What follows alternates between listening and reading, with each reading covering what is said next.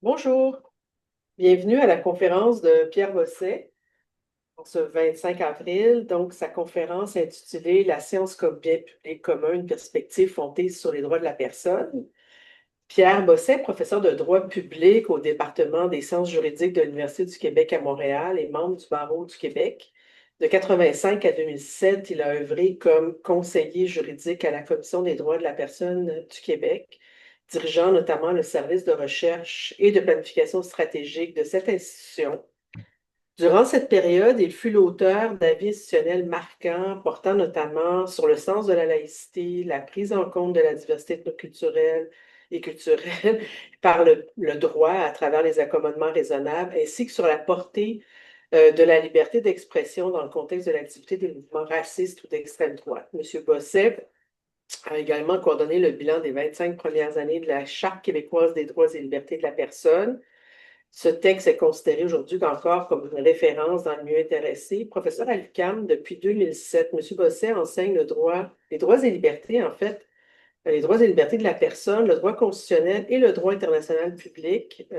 Le professeur Bosset a également été membre du conseil, du comité conseil de la commission Bouchard-Taylor sur les pratiques d'accommodement reliées aux différences culturelles. Il est aussi co-chercheur dans l'acte 2 et 3 de la chaire Cogibec.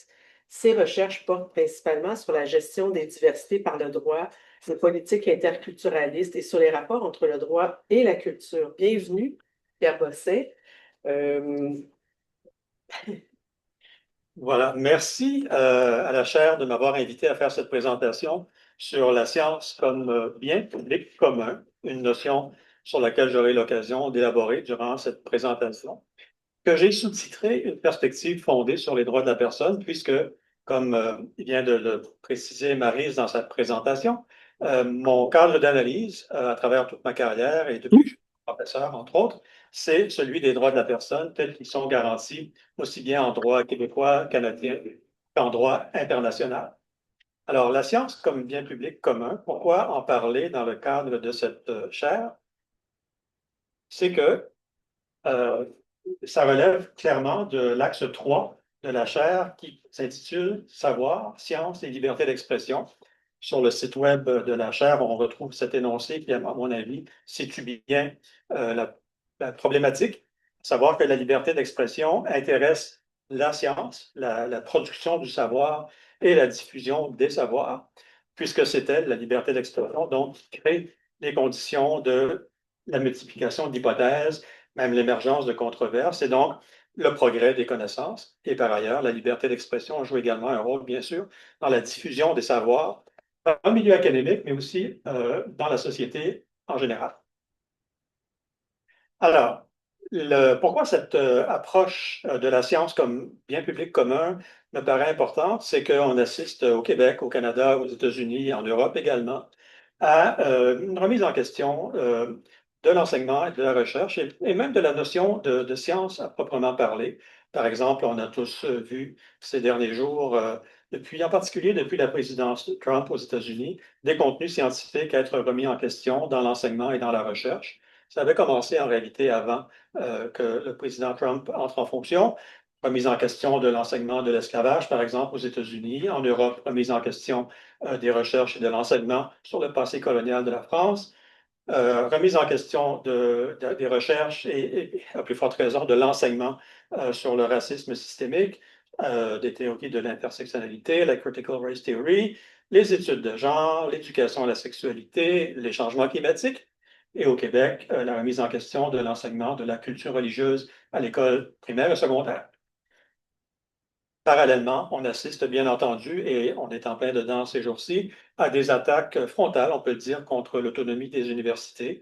Alors ici, on a une manchette du New York Times de la semaine dernière où on voit que l'administration Trump menace de couper 2 milliards de financement à l'université Harvard si celle-ci ne se plie pas à certaines de ses demandes.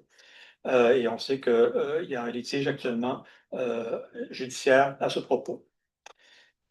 Parallèlement toujours, on assiste aussi bien au Canada qu'ailleurs à une instrumentalisation politique de la science. J'aurais pu donner des exemples américains, mais on a aussi cette tendance qui commence à se faire jour ici, au Canada. Par exemple, l'un des partis politiques en lice aux élections fédérales de la semaine prochaine menace de couper les fonds aux universités qui subventionneraient, de son point de vue, l'antisémitisme.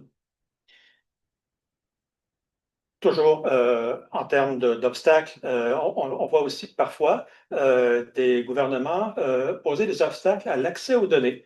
Aux États-Unis, par exemple, le gouvernement a entrepris de rayer de plusieurs de ses sites web des données scientifiques. Et ce à quoi on assiste, c'est que des scientifiques essaient en parallèle, de façon non officielle, de garder ces données-là disponibles pour la recherche scientifique. J'aurais pu donner aussi l'exemple canadien, bien antérieur à ça, du gouvernement Harper qui avait, on s'en rappellera, il y a une quinzaine d'années environ, décidé de réduire les questions, le nombre de questions posées dans le cadre du recensement, ce qui posait des problèmes manifestes pour les études, notamment en sciences sociales. Et ici, comme ailleurs aussi, remise en question de la science elle-même.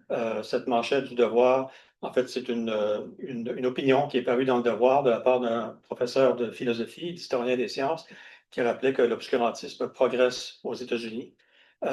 Et ici, dans le contexte proprement québécois, hier, je regardais une comparution en commission parlementaire et je voyais le ministre responsable d'un projet de loi reléguer le mémoire présenté par des chercheuses en sciences de l'éducation en disant qu'il s'agissait de simples opinions. Bref, pourquoi parler de la science comme un bien public commun et comment je me propose de le faire? Voici le plan de mon exposé.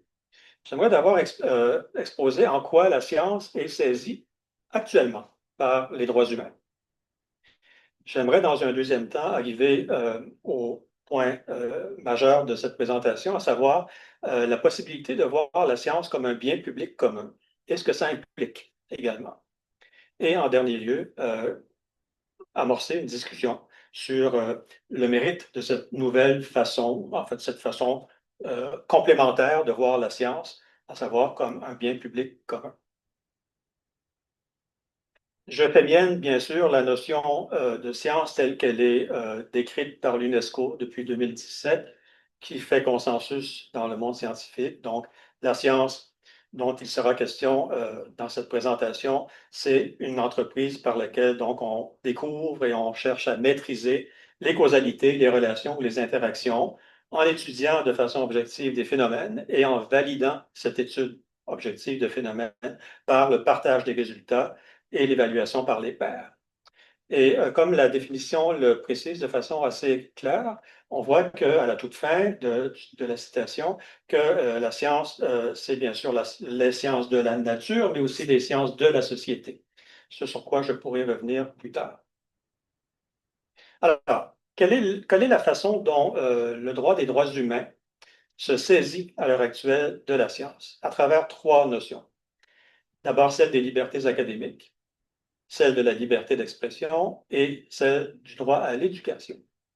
Permettez-moi d'élaborer un peu sur ces trois éléments.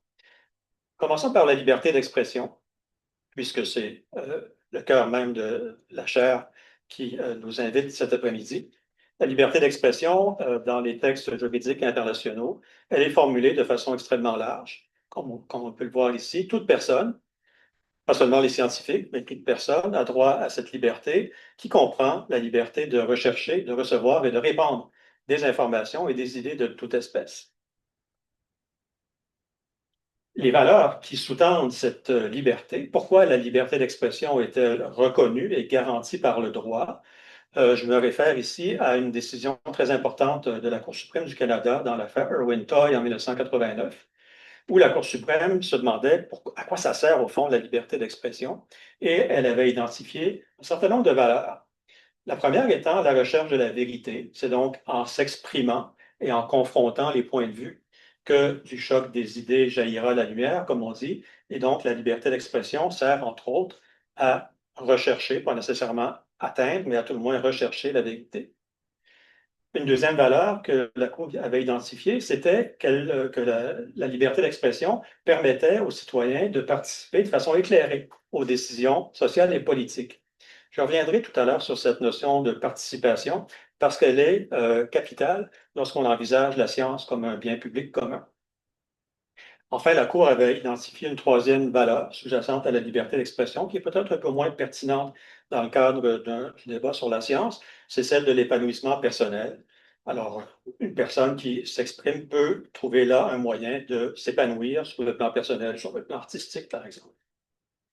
Voilà pour les valeurs sous-jacentes à la liberté d'expression. On notera que ces valeurs sont également pertinentes lorsqu'il s'agit de la liberté académique et de la recherche scientifique.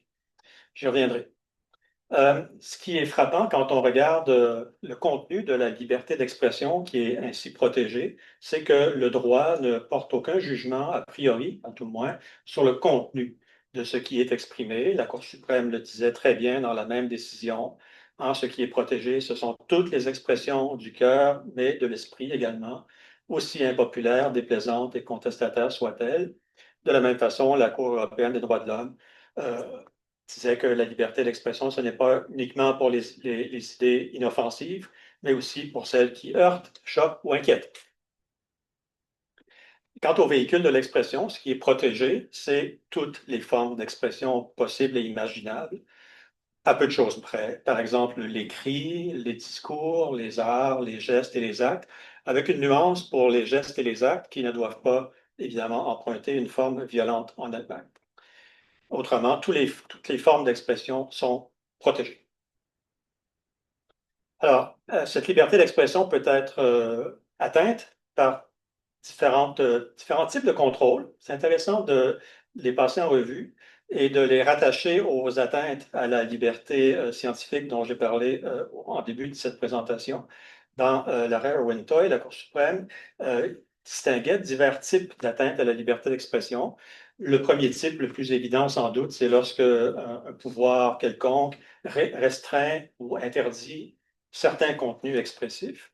On parlera alors de censure. Euh, mais il y a également atteinte à la liberté d'expression si on contrôle l'accès au message. On parle alors d'un filtrage du message ou d'un filtrage de l'accès au message. Et également, une troisième forme d'atteinte, c'est lorsque on contrôle la possibilité pour quelqu'un de transmettre le message et on parlera alors d'interférence. Ce sont les principales formes d'atteinte possibles à la liberté d'expression. Qu'en est-il maintenant des libertés académiques? Rappelons-nous que la liberté d'expression appartient à toute personne, y compris les scientifiques, bien entendu. Alors, qu'en est-il des libertés proprement académiques, qui sont définies de façon assez consensuelle, comme comprenant quatre composantes: le droit d'enseigner librement, le droit de mener librement des recherches, le droit de diffuser des résultats de recherche et le droit de débattre et de discuter à l'intérieur et à l'extérieur des établissements académiques. Ces quatre éléments sont énoncés, confirmés dans un document des Nations unies qui porte sur le droit à l'éducation, un droit sur lequel je reviendrai bientôt. Donc, qu'en est-il de ces libertés académiques? Eh bien, en ce qui concerne la liberté de recherche, elle est spécifiquement consacrée dans le Pacte international sur les droits économiques, sociaux et culturels. En ces termes, les États parties s'engagent à respecter la liberté indispensable à la recherche scientifique et aux activités créatrices. Respecter.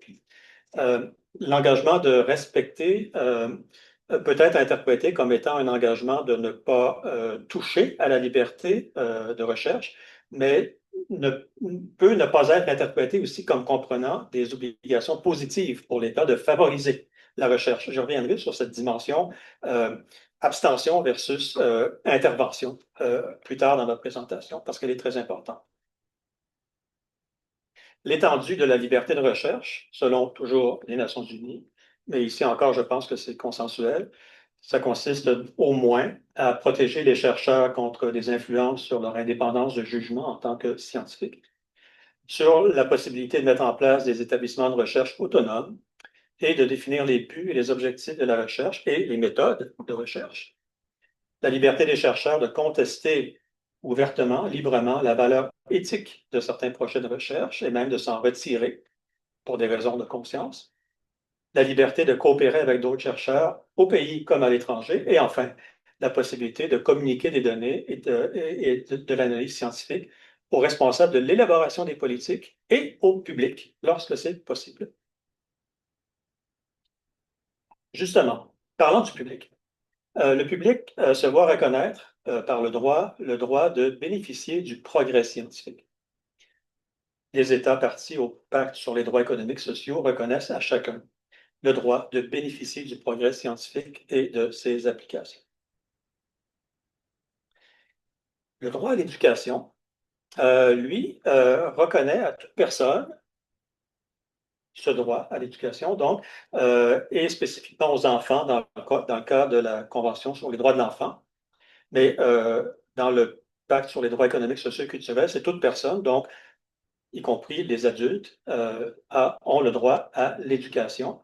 Et lorsque l'ONU aborde les rapports entre l'enseignement et la liberté d'expression, elle reconnaît que la liberté d'expression concerne également l'enseignement. En d'autres termes, les enseignants, lorsqu'ils exercent leurs fonctions, exercent également leur liberté d'expression.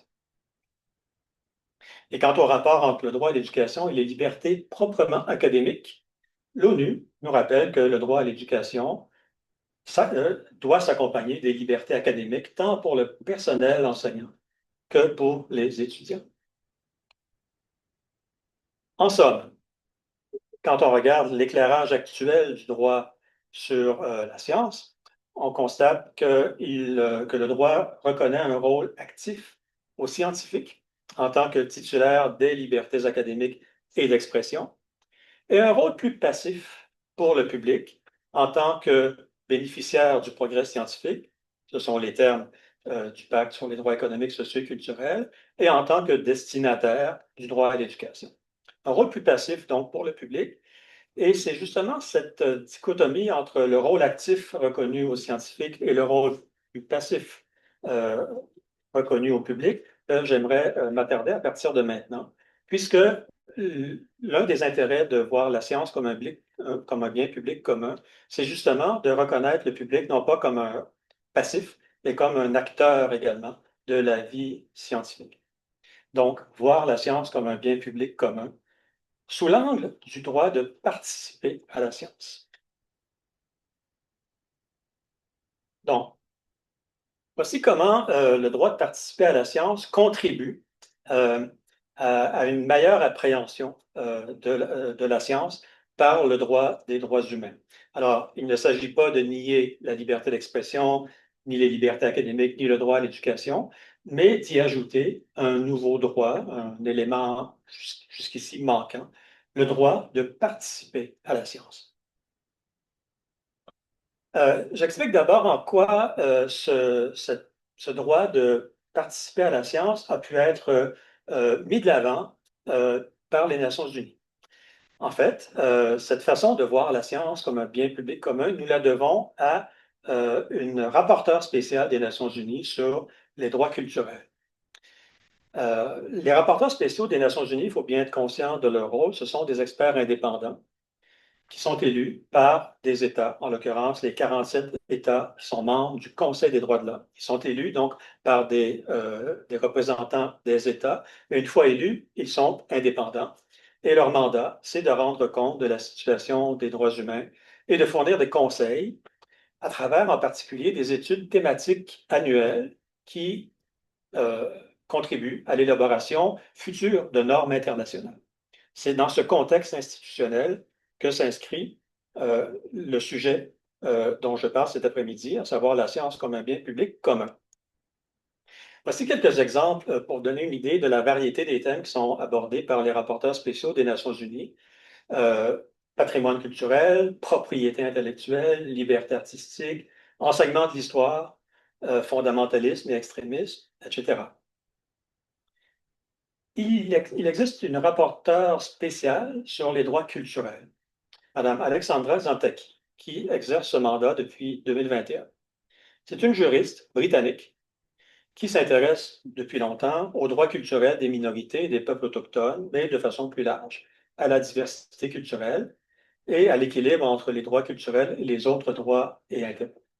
C'est dans le cadre de ce mandat, donc, que Mme Zantaki publie l'année dernière, en 2024, un rapport sur le droit de participer à la science, dont vous voyez ici la page couverture.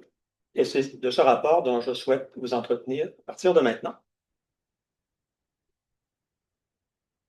Alors, quelle est l'intention de ce rapport? Pourquoi Mme Zantaki s'intéresse-t-elle à cette question du droit de participer à la science? Eh bien, le rapport commence en disant qu'il est important, dit-elle, de réexaminer et de mieux comprendre ce qu'est la science, mais surtout, qui décide des orientations de la science, quels éléments de preuve scientifique doivent éclairer les décisions, qui bénéficie du progrès scientifique et qui en souffre, et comment atténuer les risques. Et, vous dit-elle, pour répondre à toutes ces questions, il faut adopter une approche de la science fondée sur les droits humains. Et son intention, plus précise, c'est donc de clarifier ce qu'est au 21e siècle une approche de la science fondée sur les droits de la personne.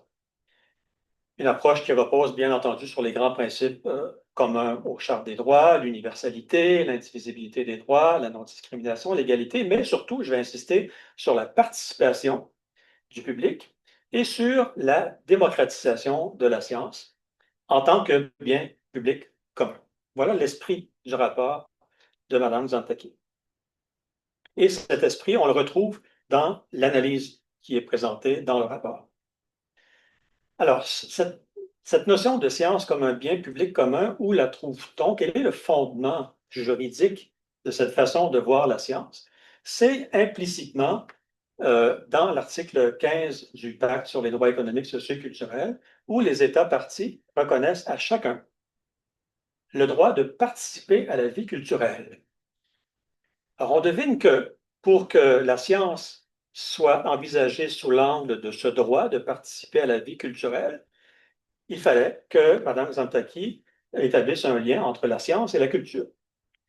Et là-dessus, elle pouvait se fonder sur les travaux antérieurs des Nations unies, qui, quelques années plus tôt, avaient reconnu en toutes lettres que l'activité scientifique fait partie de la vie culturelle, et donc que le droit de participer à la vie culturelle comprend le droit de participer au progrès scientifique et aux décisions qui concernent les orientations de la science.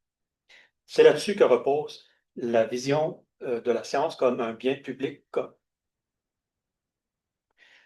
Alors, les faits saillants du rapport de Mme Zantaki, j'essaie de les schématiser et après, on pourra en discuter. D'abord, qui peut participer à la science? Le texte du Pacte sur les droits économiques, sociaux et culturels est très clair. Chacun peut participer à la science. Donc, la participation doit s'entendre comme englobant, bien sûr, les activités des scientifiques professionnels, les chercheurs et les universitaires, et aussi les contributions utiles des non-scientifiques ou des non-professionnels. Voilà un élément nouveau. Et ce paragraphe tiré du rapport est assez éloquent. Madame Zantaki, donc, nous indique que toute personne peut faire de la recherche dans son domaine d'activité ou sur des questions qui sont liées à ses préoccupations et aspirations en utilisant des connaissances. Elle peut participer aux travaux scientifiques sans remettre en question, évidemment, l'expertise des professionnels de la science, en complétant leurs travaux. Et l'exemple qu'elle donne me paraît assez parlant. Les agriculteurs ne sont pas de simples exécutants qui appliquent des manuels d'instruction, comme elle le dit. Ils prennent part à la science de façon empirique, en observant, en faisant preuve de créativité et en appliquant, adaptant et améliorant les solutions scientifiques. Et donc, la science, ou dit-elle, n'est pas l'apanage des professionnels. Et elle poursuit dans cette foulée en donnant des exemples d'intervenants autres que les chercheurs professionnels qui jouent également un rôle dans la science. Alors, bien, outre les chercheurs et les scientifiques et les universitaires que nous sommes, elle énonce par exemple les enseignants, les organisations d'étudiants et de chercheurs, les bibliothécaires des universités, les détenteurs de savoirs autochtones, je reviendrai là-dessus tout à l'heure, et elle poursuit avec une longue liste de travailleurs de divers secteurs, dont, par des formations professionnelles, je mentionnerai pour le plaisir les juristes.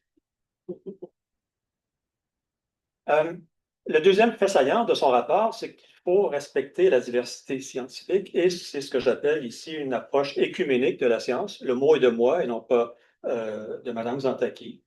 Ce qu'elle veut dire par là, c'est que les critères consensuels de validation, réfutation, vérification propres à la démarche scientifique doivent être interprétés de manière ouverte et inclusive.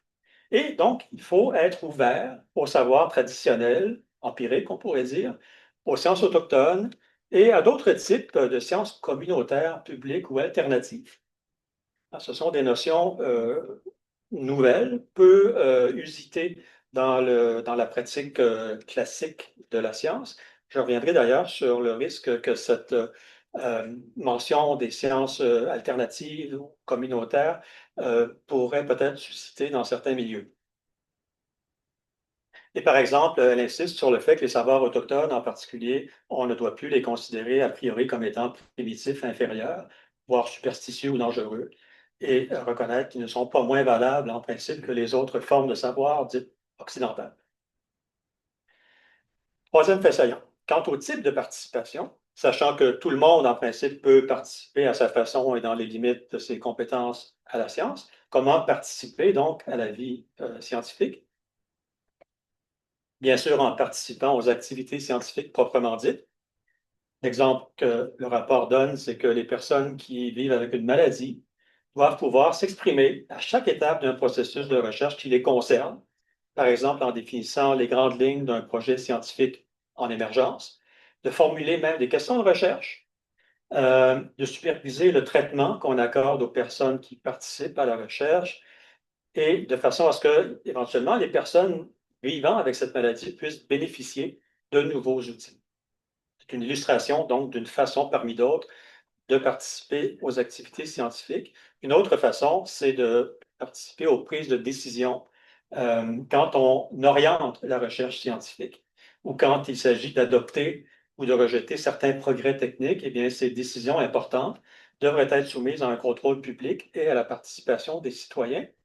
Et Mme Zantaki prend la peine de dire que lorsqu'on exerce ce genre de choix, on doit mobiliser non seulement la discipline concernée, mais également, quand c'est pertinent, les sciences humaines et sociales. Elle énumère notamment la sociologie, la psychologie ou l'histoire pour les faire collaborer, dialoguer avec les sciences de la nature. Et enfin, quant au type de participation, évidemment, une des questions qui se pose, c'est celle du rôle des experts scientifiques dans les débats publics.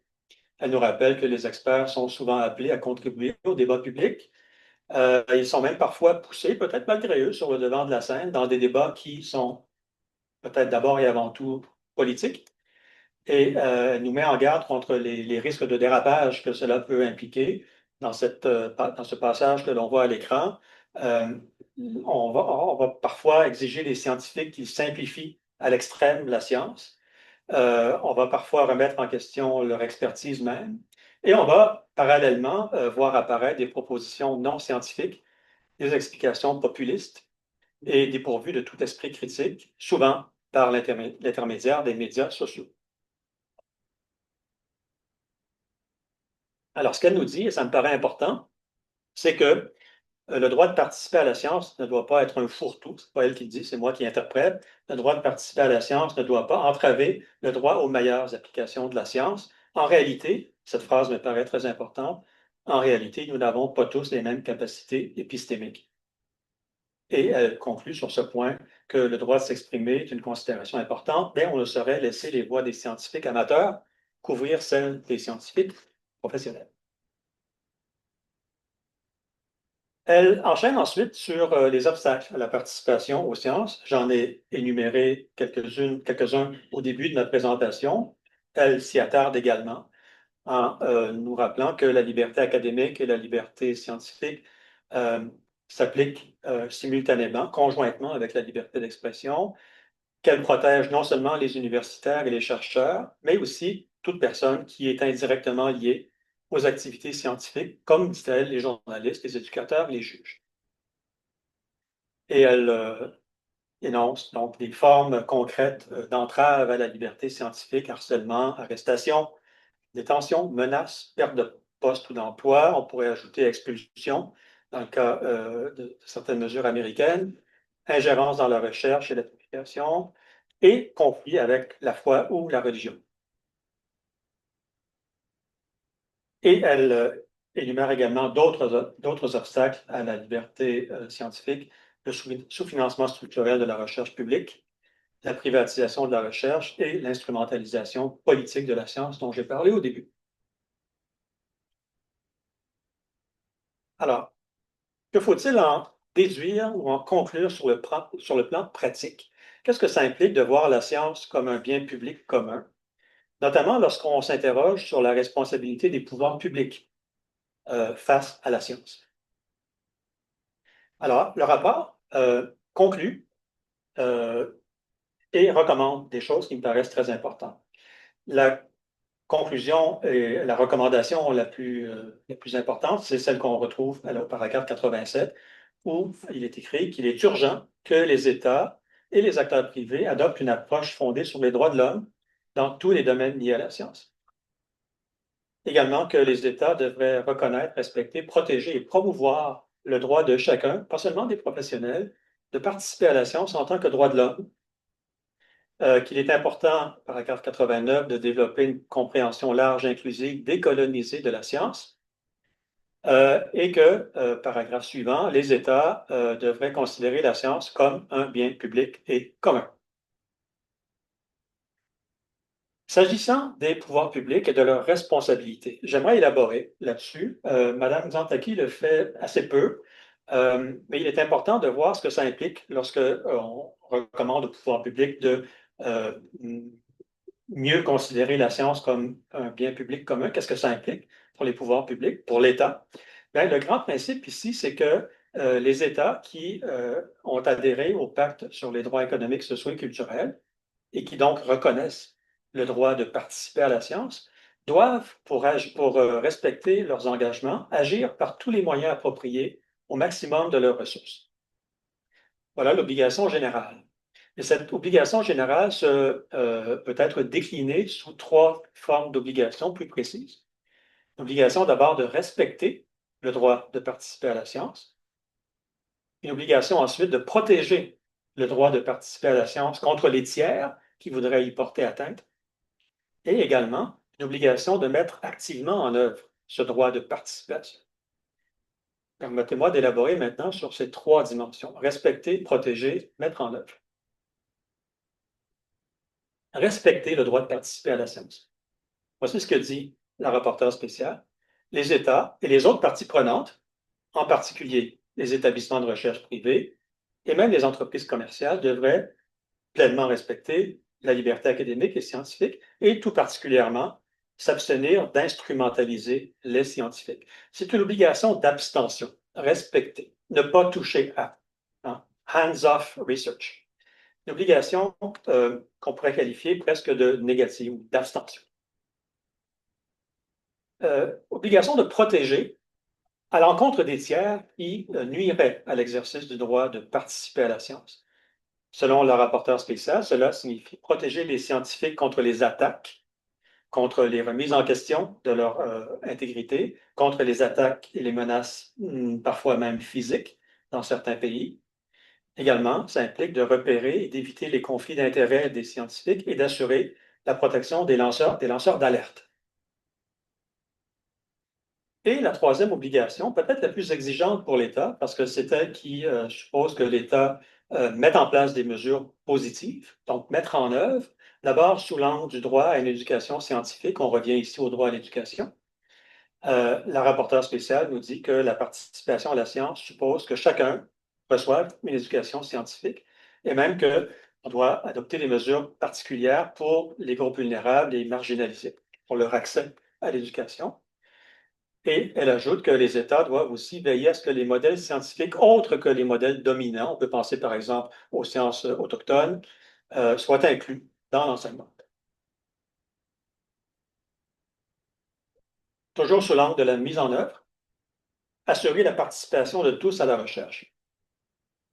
Donc, pour la rapporteure spéciale, cela signifie que les États doivent concevoir des programmes scientifiques qui associent les personnes de tous les secteurs de la population à tous les aspects de la recherche, de la conception à la réalisation et à la diffusion des résultats.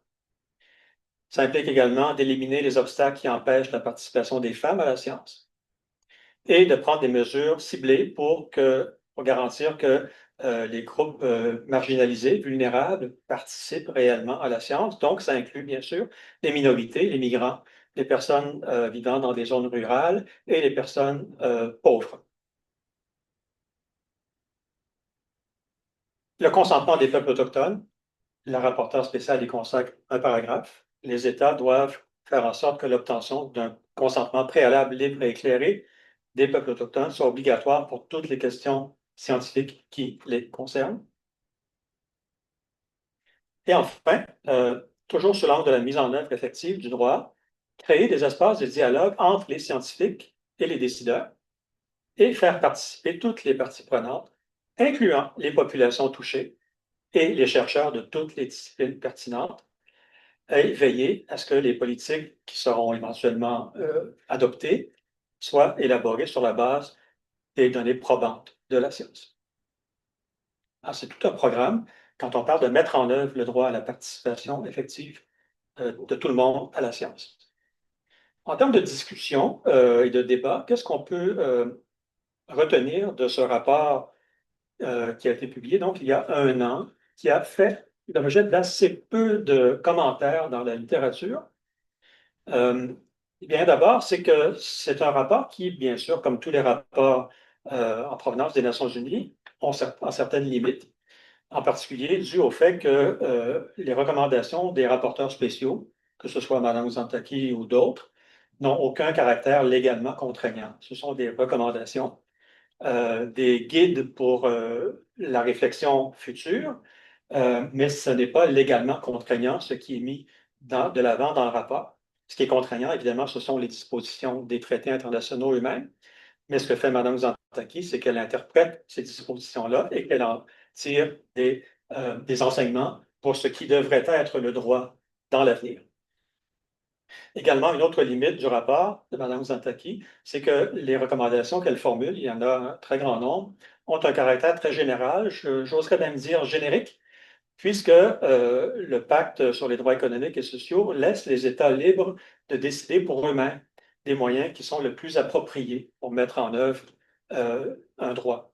C'est confirmé depuis très longtemps dans les documents qui émanent des Nations Unies. Et donc, Mme Zantaki, évidemment, ne peut pas dire aux États, vous allez faire ceci, ceci et cela. Elle dit, voici l'objectif que vous devriez poursuivre. À vous maintenant de décider des moyens les plus appropriés pour y arriver.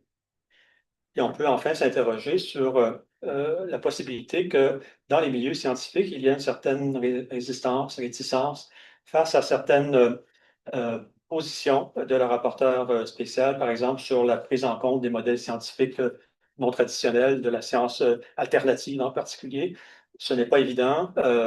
C'est peut-être un facteur qui limiterait l'impact du rapport. Ce n'est pas un problème propre au rapport, mais c'est un problème qui pourrait limiter son impact en pratique. Et par contre, et je conclurai là-dessus, le rapport, selon moi, constitue une contribution très utile, très intéressante au débat sur la science. Sur le plan heuristique, d'abord, le fait de voir la science comme un bien public commun, comme elle le propose, nous fournit un outil d'analyse qui s'ajoute aux approches juridiques existantes qui étaient fondées, qui sont encore fondées sur le droit à l'éducation, sur la liberté d'expression et sur les libertés académiques. Et de voir la science comme un bien public commun nous illustre une fois de plus l'interdépendance entre les droits civils et politiques, comme la liberté d'expression, et les droits économiques, sociaux et culturels, comme le droit de participer à la science. Et potentiellement, le fait de voir la science comme un bien public commun peut aussi devenir, euh, au-delà notre façon de comprendre la science, ça peut également devenir, pour les acteurs du milieu scientifique, un outil de défense de la liberté académique et même de revendication de politiques qui seraient davantage respectueuses de la liberté d'expression, des libertés académiques, du droit à l'éducation et du droit de participer à la science. Je vous remercie. Et